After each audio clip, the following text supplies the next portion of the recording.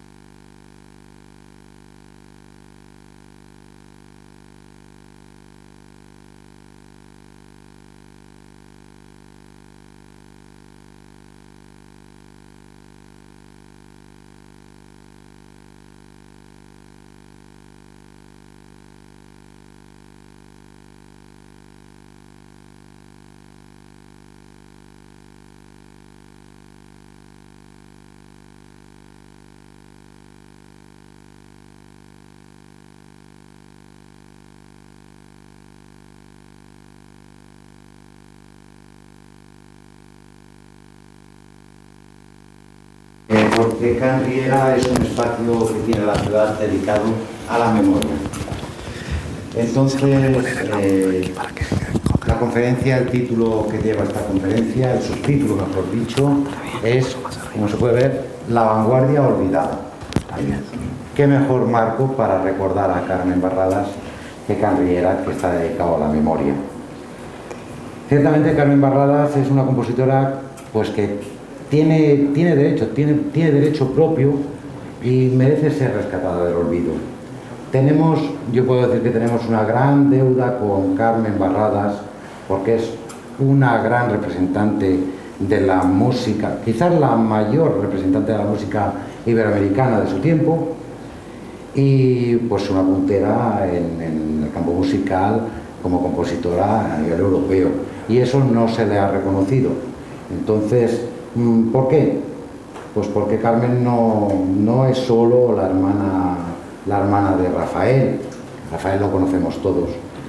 Carmen no es solo quien acompaña a su hermano en el periplo europeo que tiene toda la familia. Carmen tampoco es solo quien contribuye económicamente a sostener la familia con sus clases de piano. Todo esto es Carmen, pero Carmen además es una compositora vanguardista y singular. Carmen es una pianista que arriesga constantemente en sus composiciones. Carmen, en definitiva, es una gran artista y merece todo nuestro reconocimiento. Bueno, pues el Ateneillo con este acto desea contribuir a todo esto, a rescatar del olvido a Carmen Barradas.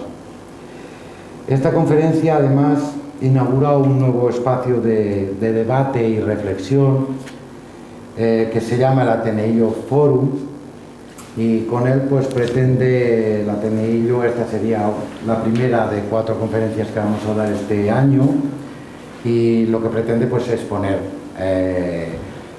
pues a la base, como decimos aquí, a la base de todo el público, pues una serie de figuras, como es el caso de Carmen Barradas, para que, bueno, darle relevancia y realmente hacer justicia, ¿no? Para todo esto contamos hoy con la presencia de Adriana Santos Melgarejo, musicóloga, especialista en la obra de Carmen Barradas y recién llegada en Montevideo para estar con todos nosotros. Pero además de especialista y musicóloga, Adriana es flautista, es maestranda en formación y comunicación por la Universidad de la República del Uruguay, trabaja como musicóloga en el Consejo Directivo del SODRE y es colaboradora en el semanario El País de Montevideo, en el cultural concretamente del País de Montevideo. Y además habitualmente pues colabora en diversos medios, prensa escrita y así como radio y televisión. No sé, yo creo que con estas credenciales Adriana nos va a decir muchas cosas muy interesantes. Yo creo que merece la pena escucharla atentamente y tal vez comprenderemos mejor por qué Carmen Barradas merece ser recuperada de ese olvido. Nada más, muchas gracias y os dejo con Adriana.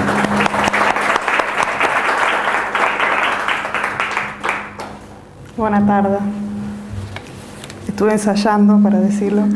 Espero haberlo dicho bien. Bueno, antes que nada quiero agradecer de corazón al Ateneillo. Es un orgullo para mí estar acá en este momento. Y más que un orgullo, fue muy impactante estar a pocas cuadras de aquí, en la casa donde estuvo Rafael y Carmen y toda la familia, y todos los grandes, Lorca, Gutiérrez Gili, etcétera, todos los demás, que ahora no... Dalí, bueno, Picasso... No, Picasso no vino, no. Pero podía haber venido. Podía haber venido porque estaba en contacto con ellos.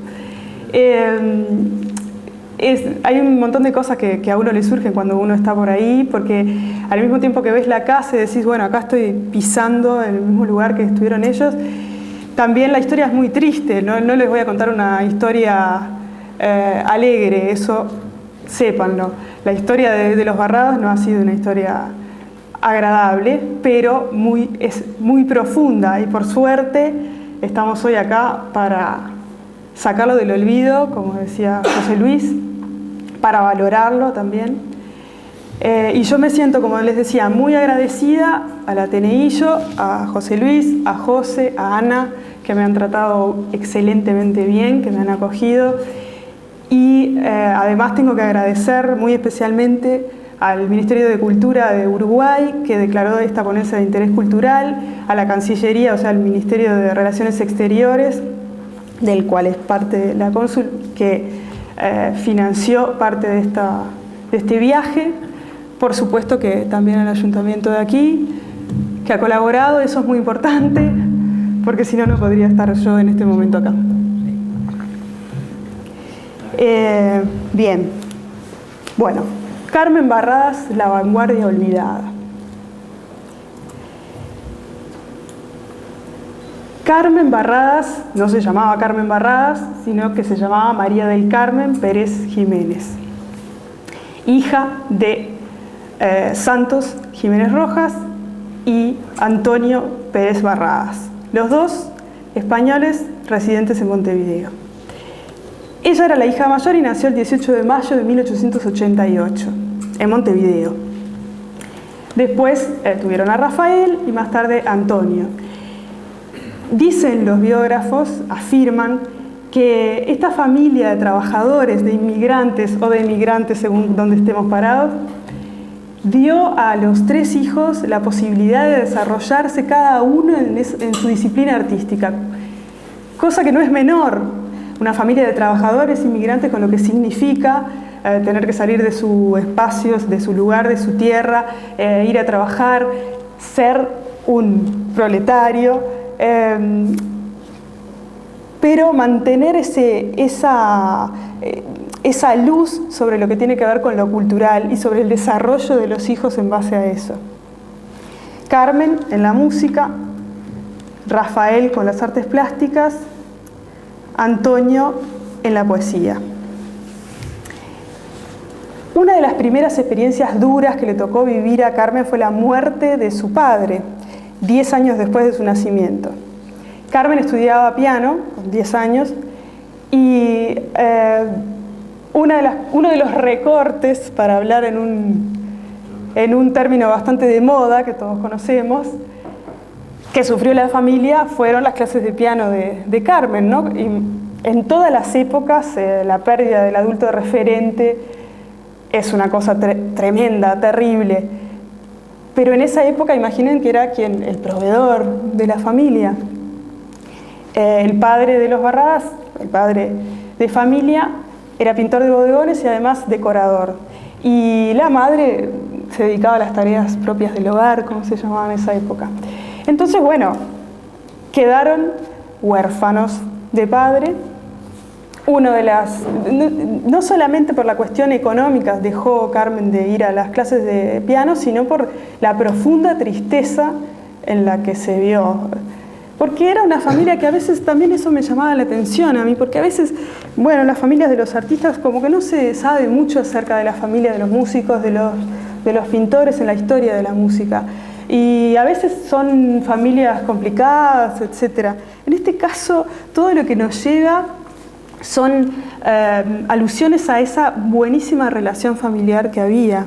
Cosa que llama la atención en ese contexto de que podría ser todo lo contrario, ¿no? Un contexto de viajes, de desarraigos, etc.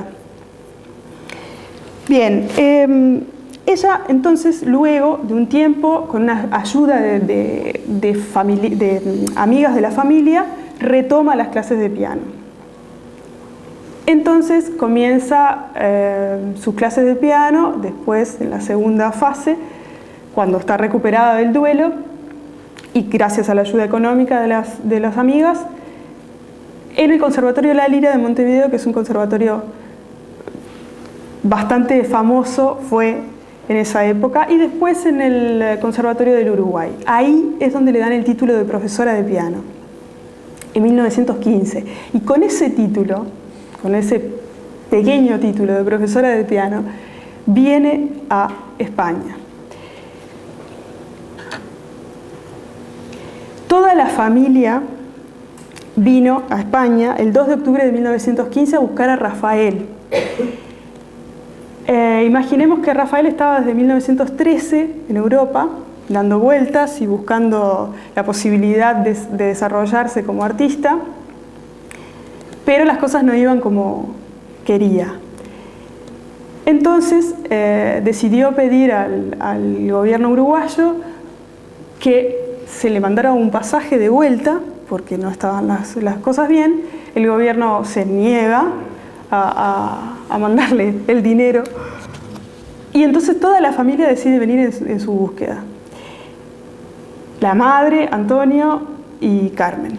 Los registros, los documentos dicen que vinieron como jornaleros a bordo. Yo me quejo de que estuve 24 horas para llegar a España, el cansancio, etcétera, pero ellos vinieron no en 24 horas ni en 12 horas como se viene hoy en día, sino en meses y trabajando en un barco. Todas esas cosas me hacían pensar en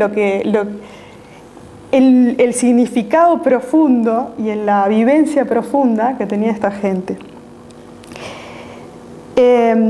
Luego, estando aquí, ellos comenzaron para sobrevivir y hacían juguetes. Carmen y la esposa de Rafael, que ya en ese momento estaban casados, con Pilar, hacían juguetes y con los juguetes sobrevivían, cosían. Bien. Lo interesante, además de todas estas vivencias, es que ellos estaban, la familia, todos los tres artistas, compartían el mismo grupo de artistas intelectuales. Acá en esta foto los vemos en la azotea, no sé cómo es que le dicen ustedes a la parte de arriba de la azotea, de la casa, de acá a pocas cuadras. Eso me emociona, lo vuelvo a decir porque me emociona. Y bueno, compartían ese círculo de amistades que después también compartieron en Montevideo a la vuelta, y en Madrid lo mismo. Intelectuales, artistas vinculados a los sismos de principios del siglo XX, una época muy fermental. En Barcelona, Torres García, otro de los pintores uruguayos importantes de la época, los vincula con García Lorca, con Gutiérrez Gili, con los poetas. Después, más adelante en Madrid, se vinculan también con los poetas ultraístas. Y lo interesante es que Rafael y Carmen tenían una estrecha relación afectiva y artística, que eso es algo de lo que se sabe poco.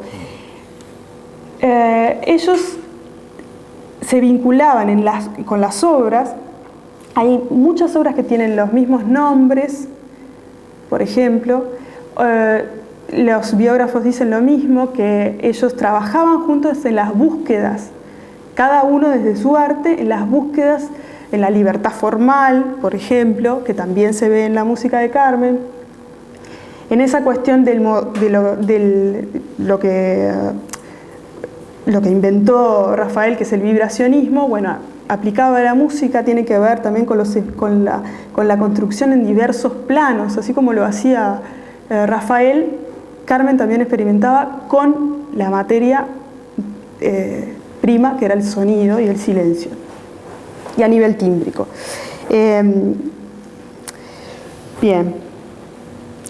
A Carmen enseguida, cuando la queremos poner, los estudiosos, cuando la han querido poner dentro de alguna corriente, hablan del futurismo.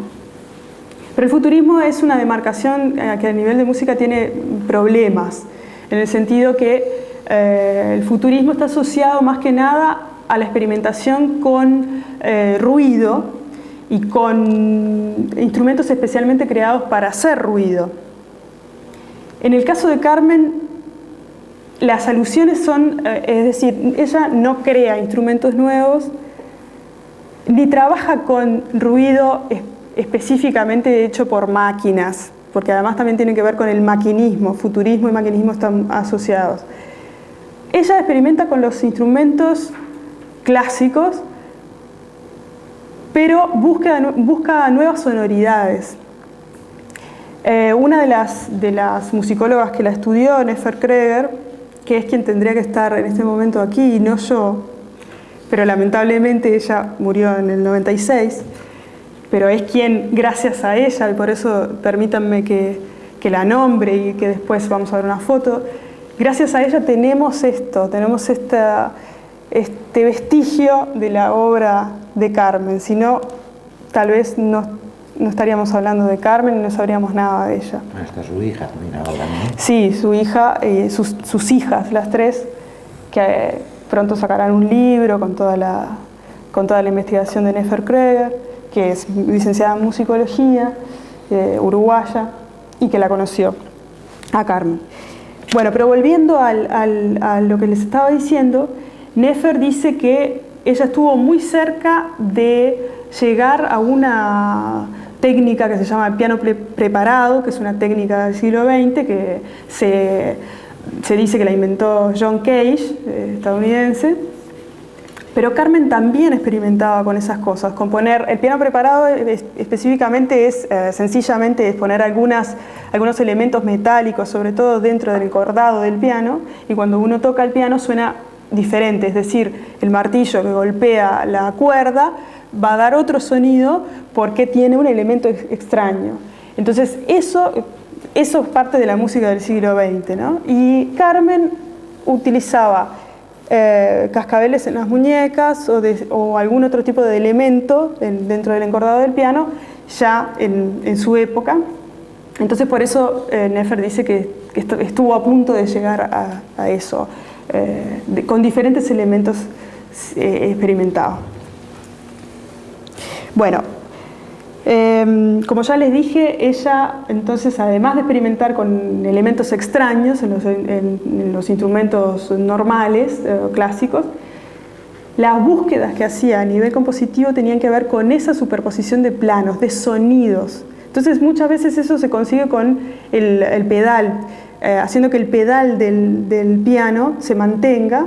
Entonces esa es una de las técnicas. Entonces escuchamos todos los armónicos. Se toca una nota y se escucha todos los armónicos porque el pedal hace que eso quede sonando, una sonoridad que, bueno, lo vamos a escuchar. Ahora vamos a escuchar una de las obras de Carmen, que es ejecutada por Nefer Kreger en un disco que se sacó en 1976 y que es hasta ahora el único registro que hay de la obra de Carmen, donde tocan intérpretes comprometidos con la música, con nuestra música, y este disco después fue reeditado en algunas partes y hubo algunos problemas después legales porque el Sodre, donde yo trabajo hoy en día, hizo una edición y una equivocación y no puso a Nefer y puso a otra persona, a Hugo Balso, que también es un intérprete muy importante de Uruguay, pero lo puso como que él había interpretado él, cuando en realidad la obra Fabricación, que después escucharemos, estaba dedicada a Hugo Balso, y Balso la estrenó Carmen, pero después la tocó en Madrid, entonces hubo una confusión. Y por eso se generaron miles de problemas.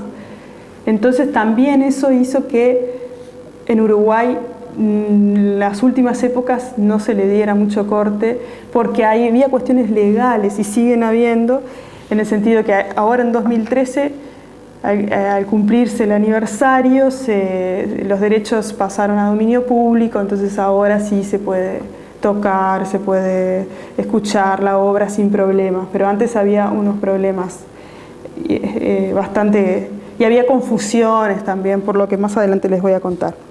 Bueno, entonces en este disco vamos a escuchar una obra. Esto es editado por Sondor, que es un sello de Montevideo. Vamos a buscarla, a ver. Lo que les tengo que decir es que son grabaciones de épocas, grabaciones históricas. Entonces se va a escuchar el ruido de la púa y todo el ruido. Así que estén preparados porque no es estereofónico, no es nada de lo que estamos acostumbrados, digamos. Estudio en si bemol menor antiguo.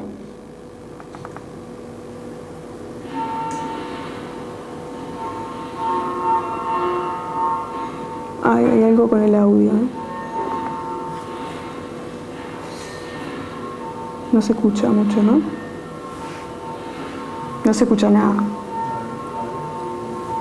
No.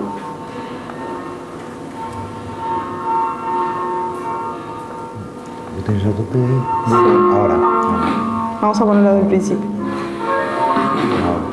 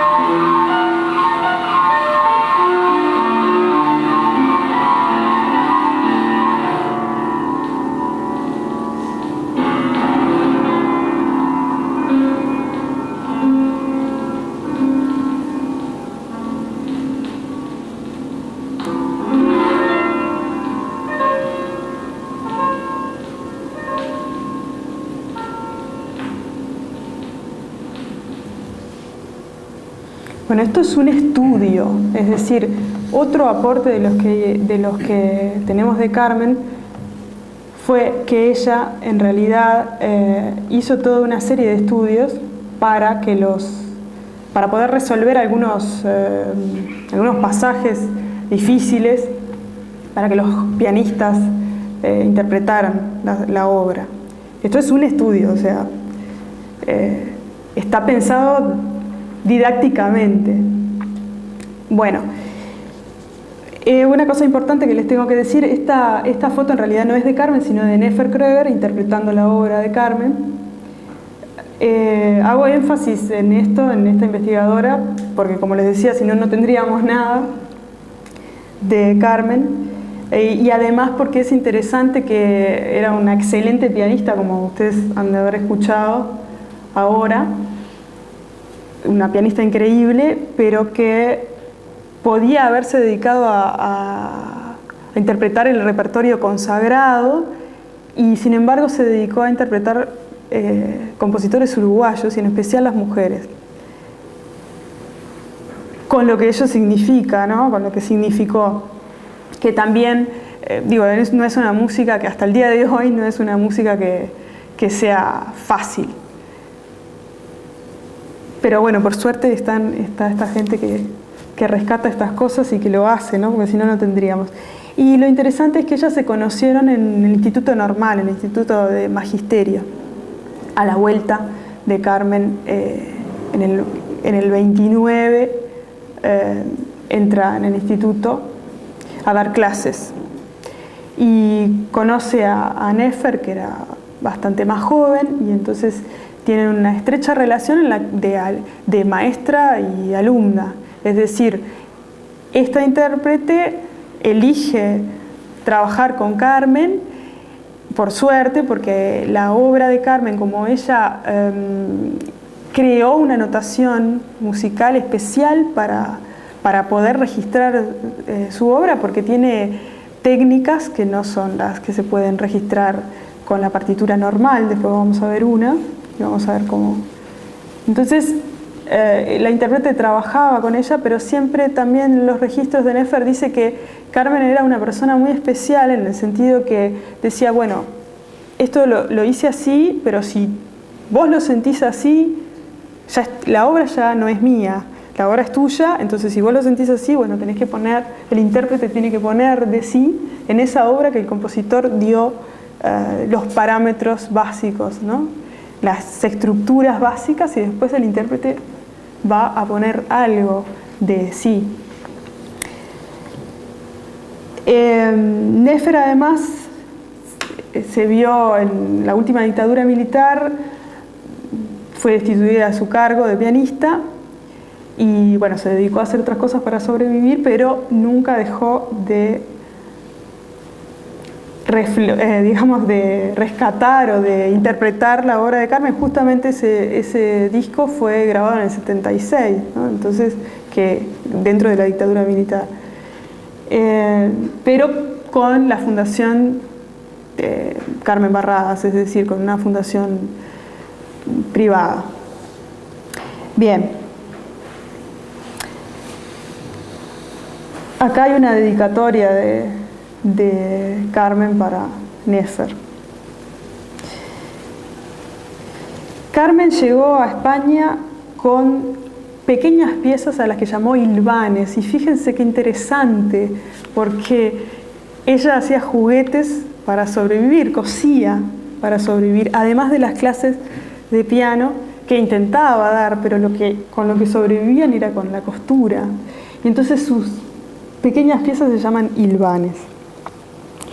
La crítica española fue categórica, no así en Uruguay, porque en el momento no se la reconoció, al contrario, se la catalogaba de tener influencia de artistas europeos, y en esa época nosotros ellos estaban solamente pensando en qué músicos creaban lo que se llamaba el nacionalismo musical. Entre ellos tenemos a Fabini y otros, Pero se decía que, bueno, que la identidad pasaba por eso, ¿no? Por determinados aspectos que tenían que ver con la música, recreando algunos géneros musicales, sobre todo en la campaña, etc. Pero se la catalogaba a ella de estar copiando a los europeos, cuando en realidad sabemos que no era lo mismo que hoy, ¿no? Que en el ordenador ponemos algo y sacamos lo que queramos del Congo y de cualquier lugar. En esa época era difícil que ella hubiera escuchado determinadas obras como para estar influenciada por artistas, de músicos. Era muy difícil que llegara un disco de Pasta, no sé, Stravinsky, por ejemplo. Puede ser que lo haya escuchado cuando estuvo aquí, pero en Uruguay era bastante complicado. Creo que esa catalogación de ser una persona que copiaba era totalmente injusto. Creo que tiene que ver con las búsquedas de los dos. Ninguno de los dos copiaba. Puede ser que se hayan influenciado unos y otros, pero no era el caso de una copia. Como les decía, y permítanme que les lea, la crítica española fue categórica en el sentido que dijo que la obra era excepcional. Entonces acá les voy a leer una publicada en el ABC de Madrid en el año 1923. Eugenio Dors es quien escribe. La distinguida compositora uruguaya Carmen Barradas dio en el Ateneo un brillante recital de piano compuesto exclusivamente de obras originales. La concertista dio a conocer varias composiciones de un delicado y espiritual impresionismo y miniaturas reveladoras del depurado gusto de la artista americana, para la que el auditorio tuvo efusivos aplausos en premio a su brillante labor y a su doble aspecto de autora y ejecutante. Como vemos, era compositora, pero también una brillante ejecutante. Lamentablemente no tenemos para escucharlo, ¿no? El Diluvio, de Barcelona, en el año 1923, publica: no imaginamos nunca una artista tan grande, tan rica en vibraciones, con tamaños ojos para ver la vida y tan voluminoso cerebro para comprenderla. Y esto está firmado por Ángel Samblancat. Esta cita es increíble.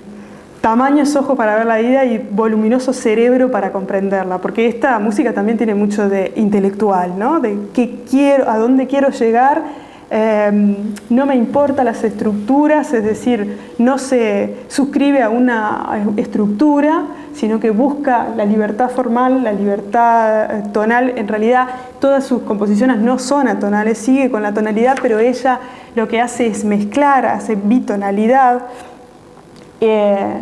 No sé, tal vez tendría que explicar un poquito de lo que es la tonalidad. La tonalidad en música tiene que ver con tenemos los sonidos y todos están relacionados de manera jerárquica, todos están relacionados en cuanto a las notas, tienen que ver con un sonido que atrae, es decir, lo que se llama la tónica, todo termina, tenemos las cadencias en general.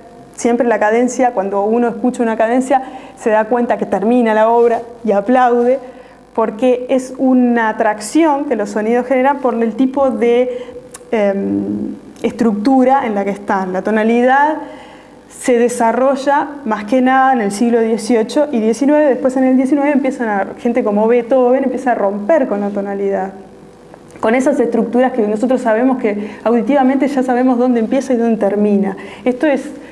A grandes rasgos les estoy explicando lo que puede llevar 5 años de entender lo que es la tonalidad, ¿no? Pero más o menos para que tengan claro. Y ella lo que hace es tomar determinadas tonalidades y simultáneamente construir una obra. Entonces, también rompe con lo que estaba establecido en cuanto a la tonalidad. Bien, voy a leer otra cita. Esta vez desde Madrid, del año 1922, Adolfo Salazar. Una capacidad especial para asimilarse a las más puras cualidades del arte actual, por ese delicado sentimiento que revelan para apreciar el color armónico, su sensibilidad para la belleza de la disonancia y la sensualidad de la materia empleada. En general, estas fuerzas son bocetos inspirados por el intrínseco valor musical, como sustancia de una sucesión de intervalos, de una armonía, un timbre, un ritmo. Esto también es importante porque acá el crítico está hablando de eso, de la sensibilidad de la disonancia, que es muy importante porque ella utiliza la disonancia. No es atonalismo, es decir, el atonalismo es posterior con Schoenberg, con los alemanes, en donde ellos rompen totalmente con esas, con eso que les decía al principio de la tonalidad de esos, ¿cómo se llama cuando un imán? De esas atracciones del sonido. Ella no rompe con eso, pero utiliza mucho la disonancia. Entonces acá es interesante cómo esta crítica alude a eso, a la sustancia, a la sucesión de los intervalos, es decir, a la sucesión de las notas, una armonía, un timbre, un ritmo. Lo tímbrico también era muy importante aquí. Si bien no experimentó con ruido, experimentó con el propio timbre de los instrumentos,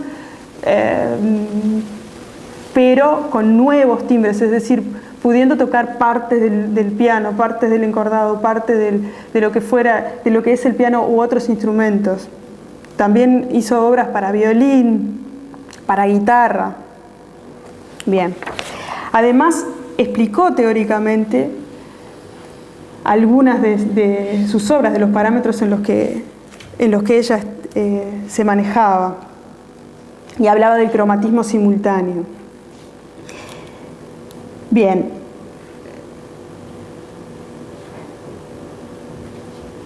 Igual Carmen buscaba lo mismo que Rafael en la salida a Uruguay, algo que Uruguay no les daba, y era el desarrollo de su arte. Hay una carta que también voy a leerles, que ella dirige al escritor Juan Gutiérrez Gili, y entonces ahí señala esta necesidad de desarrollarse como artista. Voy a leerla. Esto es muy revelador y les voy a decir que cuando yo recibí esta carta en Montevideo, porque la pedí a la Residencia de Estudiantes de Madrid, haciendo la indagación, fue muy importante para mí. Era un día nublado, y me emocioné, porque dice algo que me habla de Carmen, ¿no? Porque uno empieza a leer algunas cosas y bueno, decís toda la parte técnica, pero acá está ella, que le escribe a alguien. Entonces eso es muy fuerte. Y espero que no se me piante un lagrimón mientras lo estoy diciendo, y si se me pianta, hablando así en rioplatense, por favor sepan disculpar. Señor don Juan Gutiérrez Gili, distinguido amigo, en primer término le expondré mis deseos, son igualmente los de mi familia, que su señora madre y demás familiares se encuentren bien. He recibido su libro y agradezco mucho que me recuerden sus manifestaciones de arte. Es sencillamente exquisito. Las imágenes son claras y purificadoras. Musicalmente expresados, diría yo, que su ritmo me suena a sardanas. Mi aplauso por la purificación. En estos días empiezo a reanudar mis trabajos. Preparo un concierto para los primeros meses de la temporada. Una vez realizado, quiero ver si rompo este círculo de hierro en que vivo. Pienso irme con mi madre a América a ver si puedo resolver dos cosas importantísimas. Primero, la conquista de mi arte con toda honradez como creo merecerlo. Y segundo, conseguir aliviar nuestra situación económica. Después, Dios dirá seguramente mucho y bueno. Felicitándole, me despido de usted, repitiéndole las gracias por su fineza y agradeceré ponga en conocimiento de su familia mis cariños, como igualmente de mi madre, Rafael y Pilar. La carta está fechada el 20 de julio de 1925 en Madrid. Esta es una de las pocas documentos que me dicen algo de ella, además de la música que dice mucho. Cuando habla de círculo de hierro es como muy fuerte. Y después en la música es apasionada, no es algo que tal vez cuando leemos, es una mujer que nació en el siglo XIX, entonces esa pasión que vamos a escuchar en las obras que vamos a escuchar ahora, no hacen imaginar a una persona como una mujer del siglo XIX, ¿no? que en realidad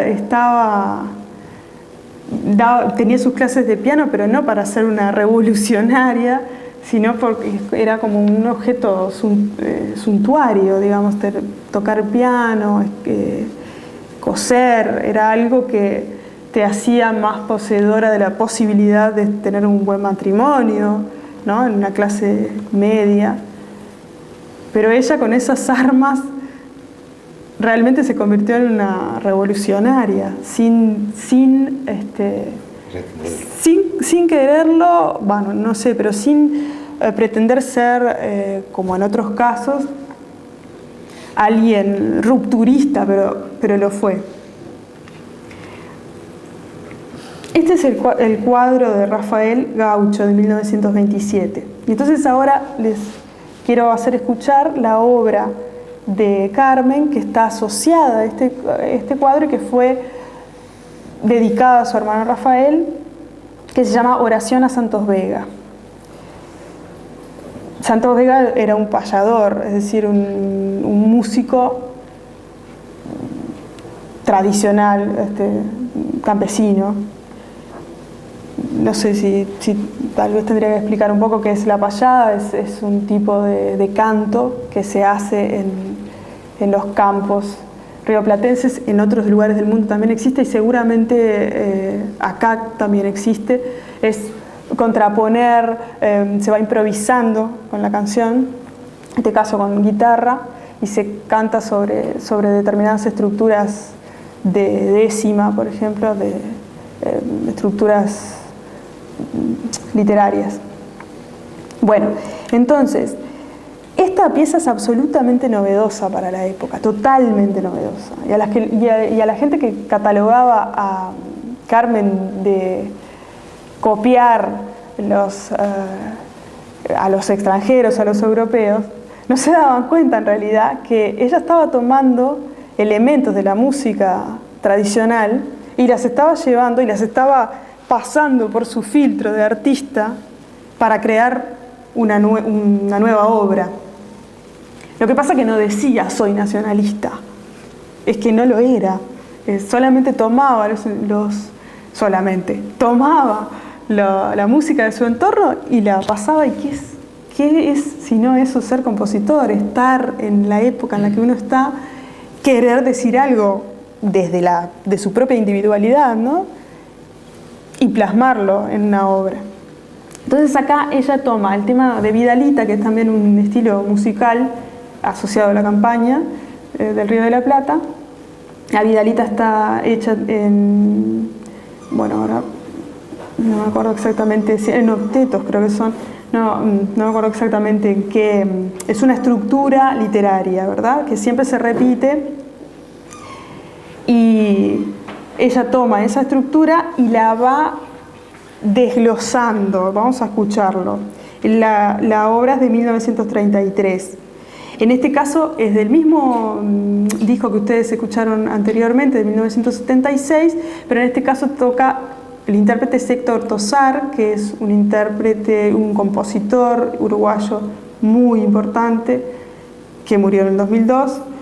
Y bueno, vamos a escuchar, vamos a ver la partitura también, pero a ver, aquí también es una grabación histórica, o sea que van a escuchar el ruido.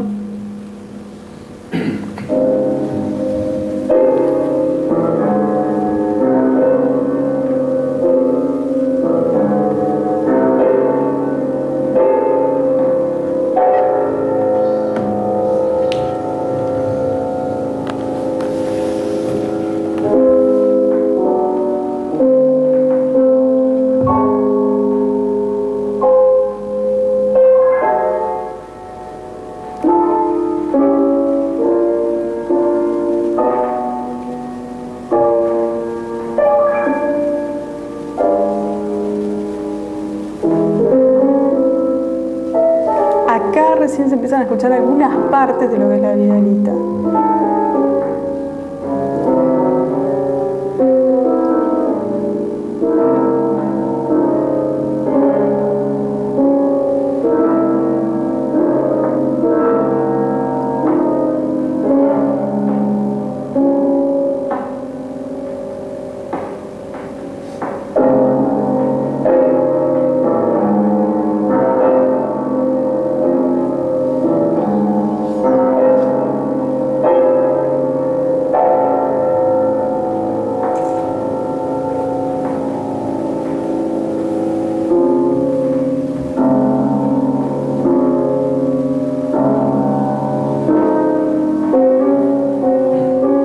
Esta parte sobre todo.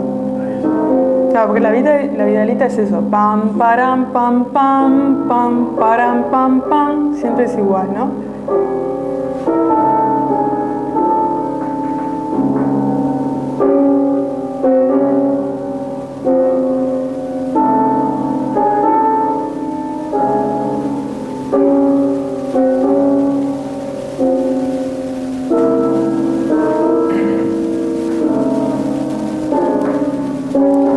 ¿Y a qué me refiero con eso de que cada obra tiene que ver con la otra? O sea, la paleta baja y la música no es que sea brillante, sino que tiene que ver. Pero eso está para estudiarse, ¿verdad? Esa relación entre la música y la obra de Rafael.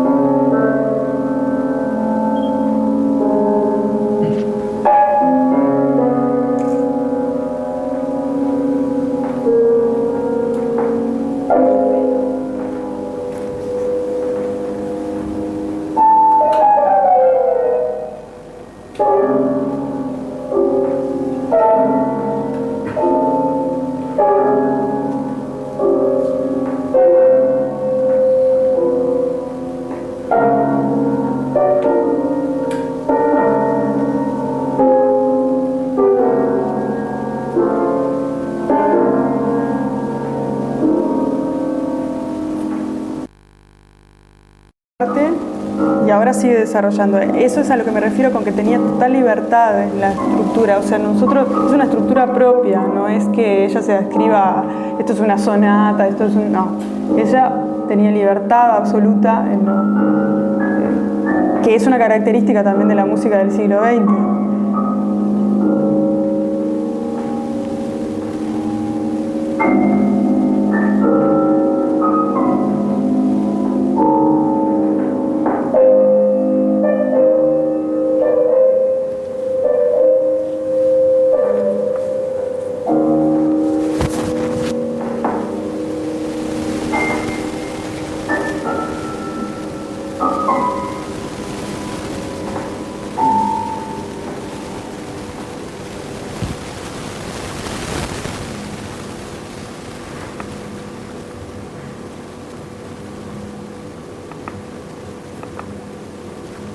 Bien.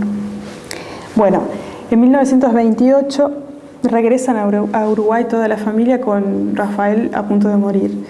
El medio los recibe con indolencia, es decir, nadie les da corte.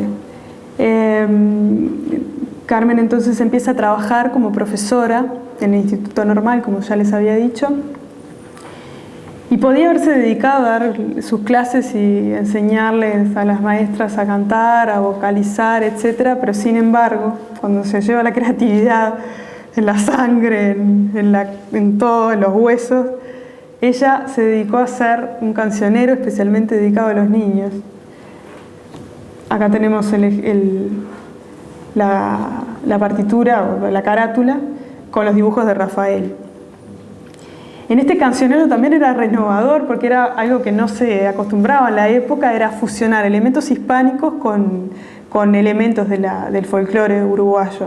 Pero del folclore uruguayo que en esa época el folclore se pensaba solamente con la música de raíz campesina y sin embargo ella fusiona elementos de afro también, que hoy en día y hace 20 años por lo menos está muy de moda, pero que en esa época los elementos afro era como de lo que se llama el candombe, que es un género musical uruguayo, bueno, rioplatense más que nada uruguayo,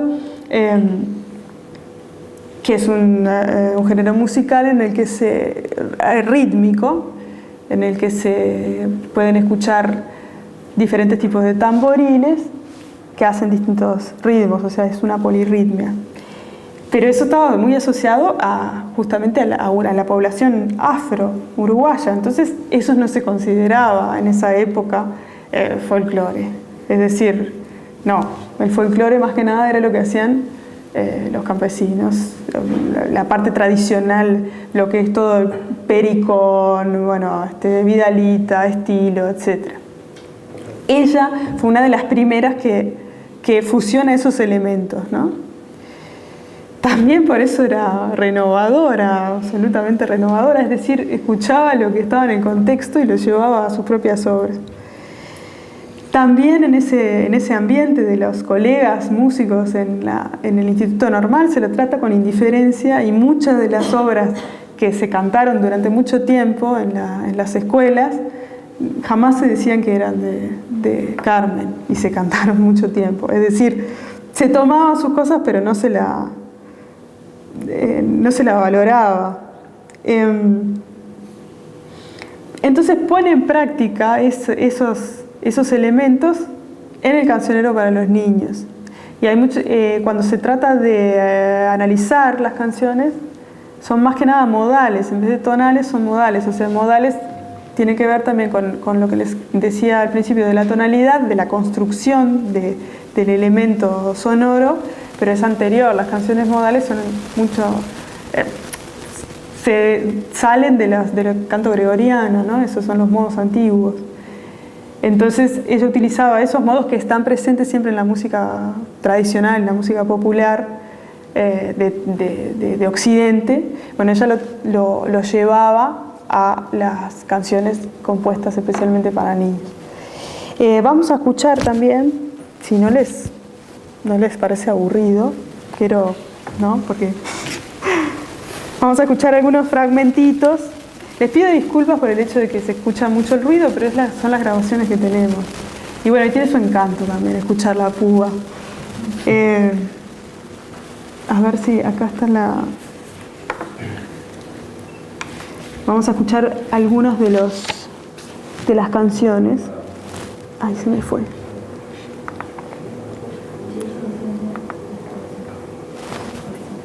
Bueno, vamos a escucharlas juntas porque son cortitas. El recreo está dedicada a Madame Pilar Saavedra de Superville. El acordeón del abuelo a Sebastián Sánchez Juan, editada en 1930. Esas son las dos que vamos a escuchar. Y quienes cantan son el coro de niños del Instituto Crandon, que es un instituto en Montevideo, dirigido por María Lagomarcina de Pierrot. Entonces dije primero el recreo.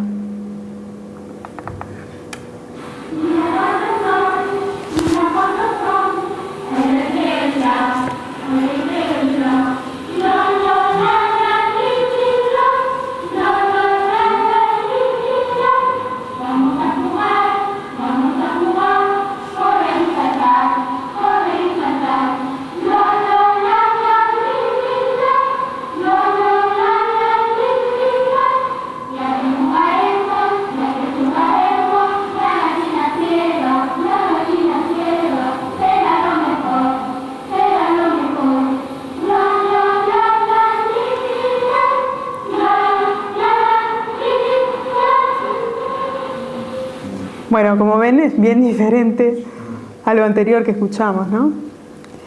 A ver, ahora el acordeón.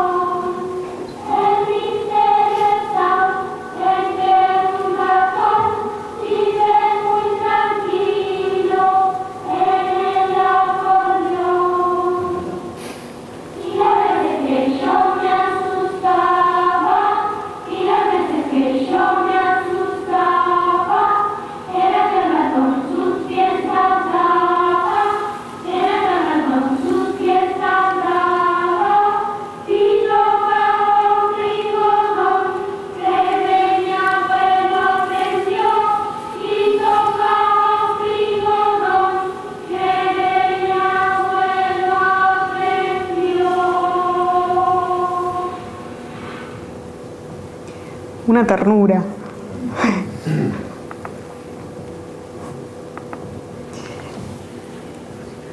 También editaron una revista para niños que se llamaba Andresillo, con los dibujos de Rafael. Bueno, como les decía entonces, Rafael muere al poco tiempo de llegar a Montevideo, y la casa de Carmen y de Antonio de Ignacios, que era el hermano más chico, se convierte en una galería de arte y un lugar de recibimiento, así como lo era el Ateneillo acá en el Hospitalet, en una casa de arte donde la gente, la intelectualidad uruguaya pasaba por ahí, ¿no? A ver la obra de Rafael, a estar con la familia, con los que quedaban. Pero después, bueno, viene toda una seguidilla de muertes, ¿no?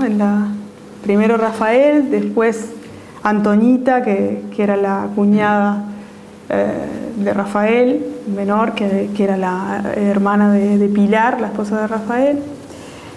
Después muere la madre, en el 48 mueren las dos, Antoñita y la madre de Carmen y Rafael. Después en el 58 muere Pilar, y en el 63 muere Antonio. Y en el 63 también muere Carmen. O sea, Carmen tuvo que ver las muertes de todos, ¿no? El 12 de mayo del 63 fue que muere Carmen. Los herederos de Simona Alaines, que es la Pilar, la esposa de Rafael, fueron quienes se quedaron con las obras de Rafael y también con la música de Carmen, pero la música no fue valorada, no fue tratada como papel inservible.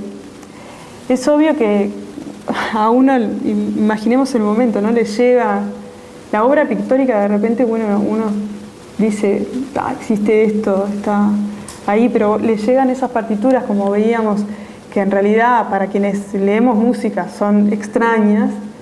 Llegan esos papeles y bueno, una persona común y silvestre, ¿no? No estamos hablando de eruditos, que a cualquiera nos llega algo de eso si no tenemos ni idea de lo que es, ¿no? Entonces, bueno, por suerte en esa época Nefer estaba trabajando sobre la obra y algunos manuscritos se salvaron de ser destruidos. Si no, la gran mayoría de la obra que fue estrenada en España se perdió. Y quedaron solamente 170 manuscritos que al día de hoy están en Montevideo y que lo tienen, son propiedad de las hijas de Nefer Kröger. Pero que próximamente va a salir un libro con toda esa investigación, y estamos tratando de que queden las partituras en la Biblioteca Nacional, escaneadas, etcétera, etcétera, pero es un trabajo que que está llevando, como todo, no por mala voluntad, sino porque todo lleva su tiempo y todo es lento, y los derechos y esto y aquello, y que se proteja, porque nosotros tenemos ese estigma, ¿no? Que no protegemos nuestras cosas, el patrimonio intangible o tangible o que está en las partituras como que no se da mucha importancia, entonces parece que con el pasado tenemos un problema y no nos damos cuenta que el pasado es lo que nos construye, ¿no? Y la identidad, que todo el mundo habla de la identidad y eso, o por lo menos en Uruguay, se construye con esas cosas, con esos pequeños aportes de esta gente, ¿no? De los intelectuales, de los artistas, de la gente común. Pero si no la conservamos es como que no están, y si te sacan la parte de la historia no tenés en qué basarte, ¿no? Entonces, bueno, sí, es toda una lucha con eso, pero tenemos esperanzas.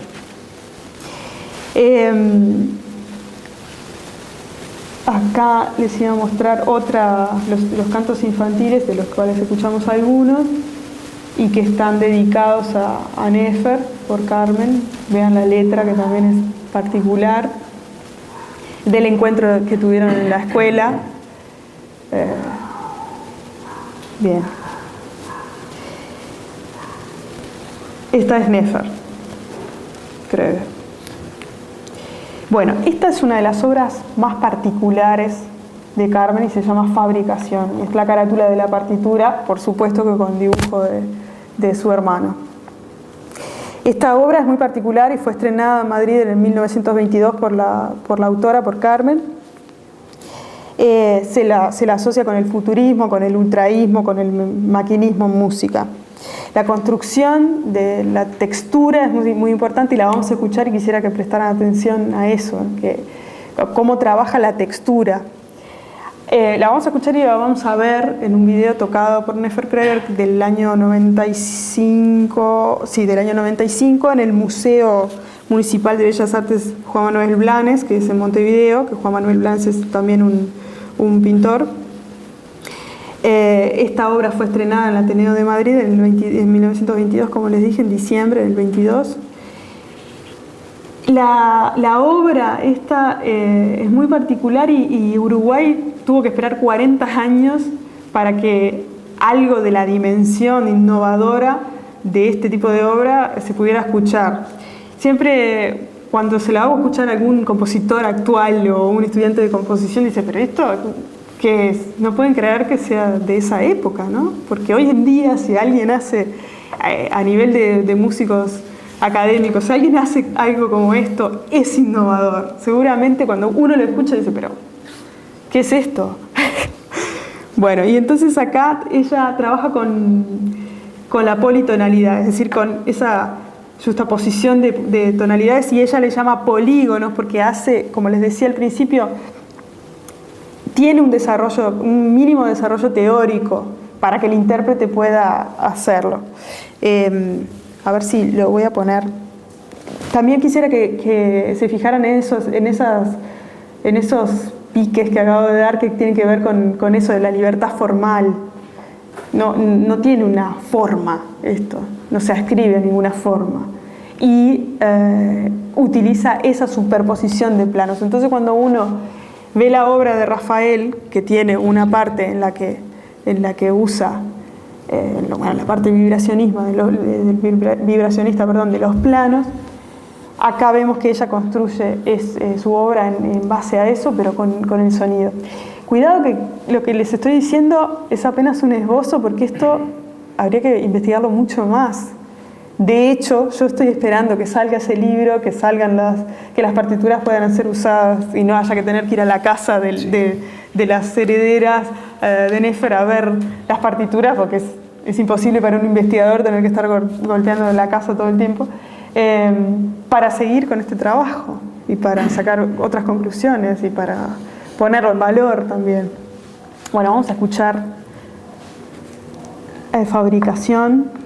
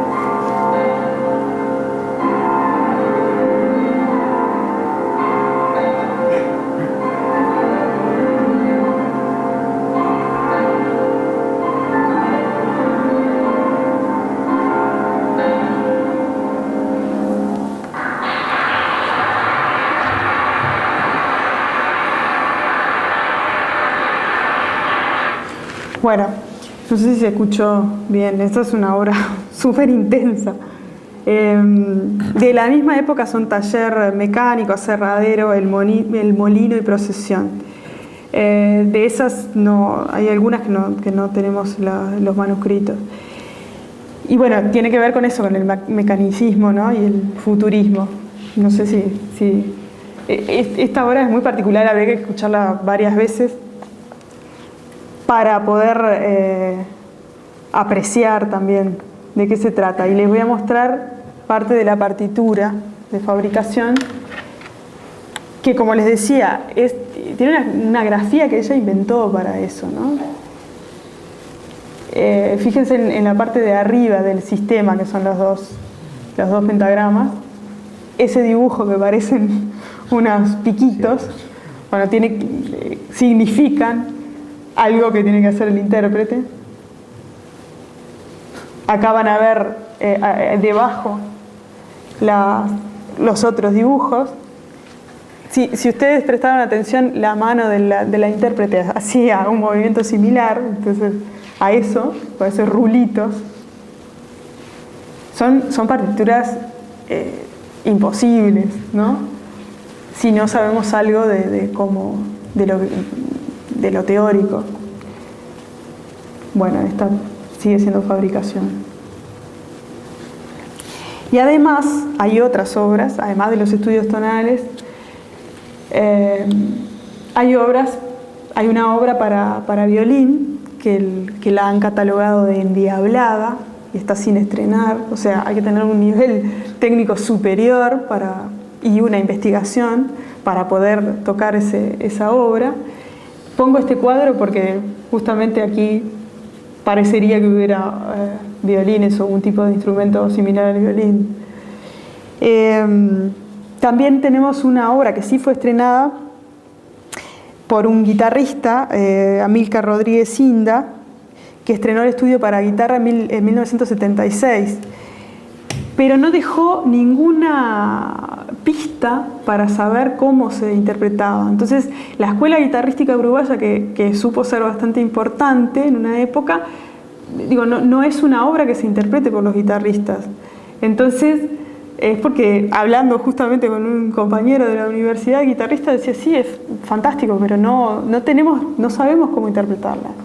Él la estrenó, pero no dejó ninguna pista, entonces habría que hacer todo un trabajo arduo que está pendiente, ¿no? Tanto en el estudio para violín y piano como en la obra guitarrística.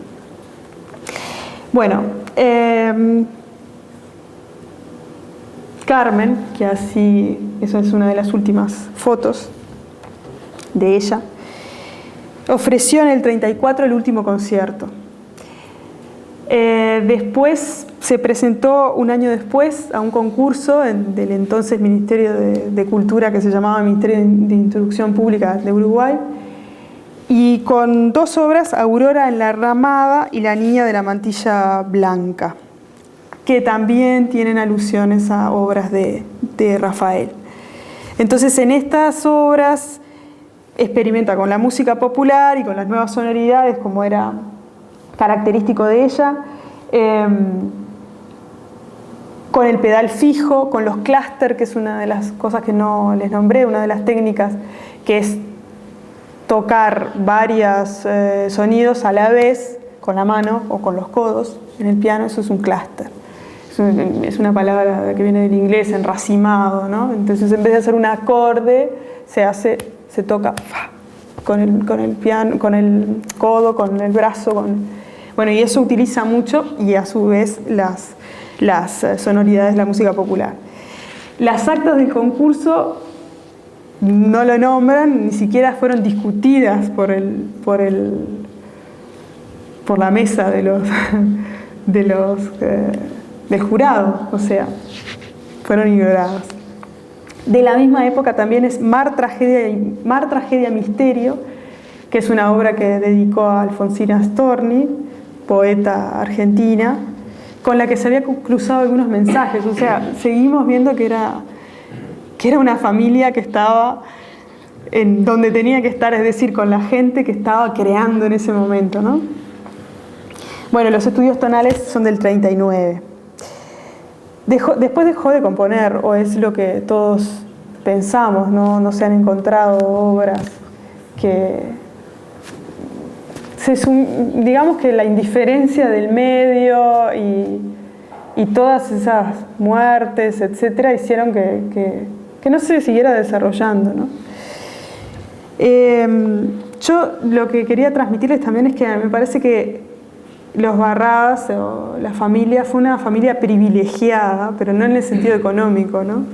Sino en el sentido de que tuvo artistas que se pudieron desarrollar entre los dos lugares, entre aquí y allá, en contextos difíciles, pero fueron privilegiados. Y subrayar eso, que Carmen era una mujer hija de trabajadores, y una mujer que se le había dado esas armas, ¿no? Como les decía al principio, la costura, el piano, y fue una verdadera revolucionaria con su arte. Vamos a ver una foto de Carmen que es muy particular.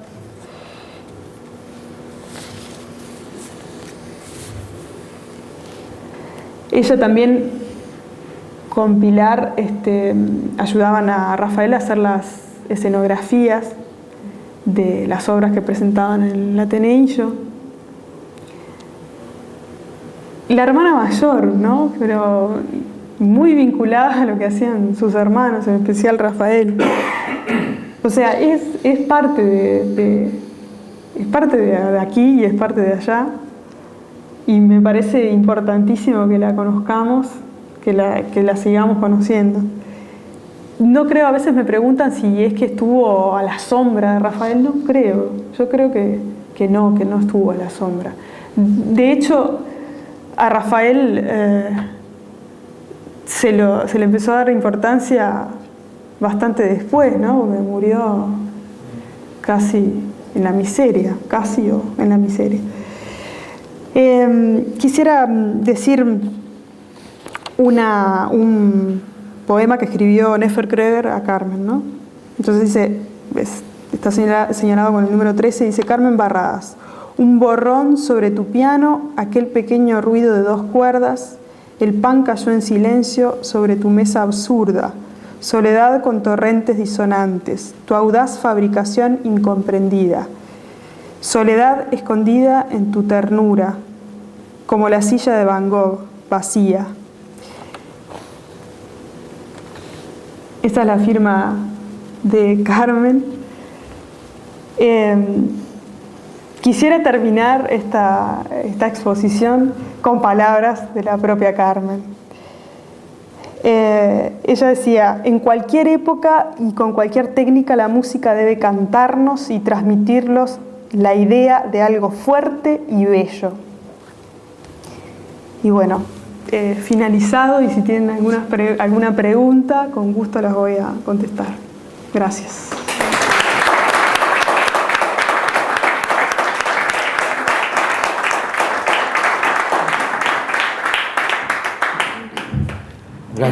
Gracias Adriana. Yo no sé ustedes, pero la verdad que yo, si alguien se decide a coger la música de Carmen y editar un CD, salgo corriendo y me lo compro, ¿no?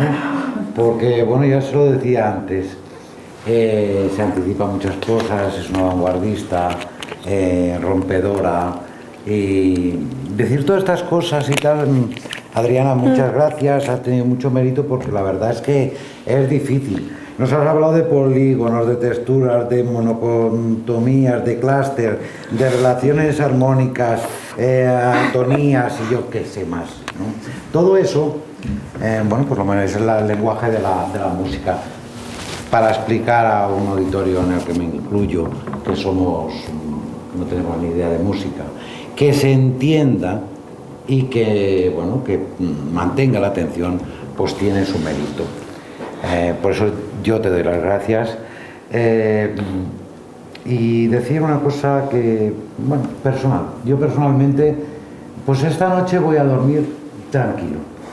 Porque, como le decía al principio, Creo que tenemos una deuda con Carmen Barradas, rescatarla del olvido. Bueno, voy a dormir un poquito tranquilo en el sentido de que voy a poner mi granito de arena. Yo he cancelado un trocito y nosotros todos hemos cancelado un trocito de esa deuda. Falta mucho para cancelarla del todo, pero ese poquito lo hemos hecho hoy. Así que muchas gracias por su presencia y buenas tardes.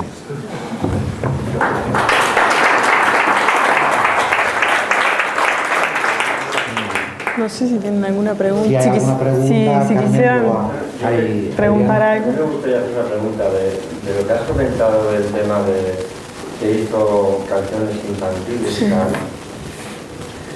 ¿Eran populares allí? O sea, ¿se cantaban o qué? Se cantaron, sí. A ver, a mí me choca un poquito porque yo estoy acostumbrado a las canciones aquí, tradicionales españolas, del colegio y tal, y es que me falta un poco el tema de la estructura de la canción, que es también como muy mecánica, muy, ¿sabes? Si esto a los niños de allí les gustaba cantar esto, o no se sabe nada. No se sabe. En realidad lo que se sabe es que se utilizaron las canciones en ese contexto escolar, pero no sé hasta qué punto fueron... Yo lo que te quería preguntar, aparte de esto, perdona que te corte, era que si esas canciones, si eso fue introducido por alguien o fueron canciones que ella compuso... ¿Si eran inéditas o no eran inéditas? No, sí, eran inéditas. Son canciones de ella, que ella compuso y la letra también, especialmente para trabajarlo en los contextos escolares. No sé cuánta influencia hubo, porque además es de otra generación. Por ejemplo, yo no las llegué a cantar, pero estoy segura que se cantaron porque se enseñaban a las maestras, entonces se cantaban a nivel de escuela primaria, pero no sé si se folclorizó, es decir, si llegó a ser popular al punto de que pierde el autor, ¿no? En realidad perdió el autor no por una cuestión de popularización, sino porque yo, maestra, utilizaba la canción y ni sabía de quién era, a ese nivel. Sí, pero la estructura es una muy buena observación, es repetitiva, también está hecha para niños, es decir, tiene una estructura repetitiva por eso, pero son muy interesantes. Y hay otras que también tienen el molinero, tiene que ver también con las temáticas de lo que ella vivió acá, ¿no? de los trabajos tradicionales, etc. Y eran siempre surrealistas, porque la letra es muy surrealista, la canción, ¿no? Sí, por el entorno seguramente sí, que ha vivido aquí. Sí, y porque ellos estaban inmersos en eso, sí. Sí, eso es muy particular también, que la letra no era... Sí. No. Y la del ratón adentro del acordeón. Pero, surrealista, pero yo le veo como una cierta ternura, ¿no? Porque es... Sí. En el imaginario, claro. Sin duda que lo debe haber recogido de los sueños. Su interacción con personas relevantes de ese entorno, el surrealismo, entre otros lugares, nace aquí también. No sé si las otras canciones son del mismo tema. Sí, son del mismo tema, más o menos. Y a mí la oración de Santos Bello. A mí la verdad es que me ha recordado alguna composición de Olivier Messiaen. Ajá. No sé si es más o menos de la época o... Creo que es posterior. Messiaen es posterior. Claro, no tiene como haberlo escuchado. Sí, de eso me recuerda un poco al Quatuor para los tiempos. Ajá. Es curioso. Sí, realmente es una adelantada. Sí, totalmente. ¿Y nunca se la entrevistó? ¿Nunca tuvo de prensa ya en ningún momento de su vida? En realidad hay que buscar, hay que hurgar. En la prensa eso está pendiente también. Hay que buscar qué hay en la prensa de Uruguay, pero no creo que sean entrevistas, sino más bien críticas como habían acá de la obra, pero en Uruguay, bueno, hubo muy poco. Y ya les digo, los biógrafos, había un biógrafo Lagarmilla, ahora no recuerdo el nombre de pila, y después Nefer, pero no hubo más nadie que siguiera con esto.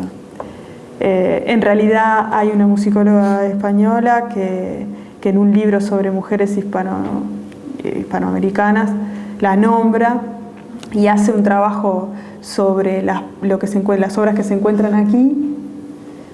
Y bueno, pero no hay un análisis exhaustivo de la obra y de la comparación con la prensa uruguaya, etcétera. Todavía no hay. Y esas partituras que son tan...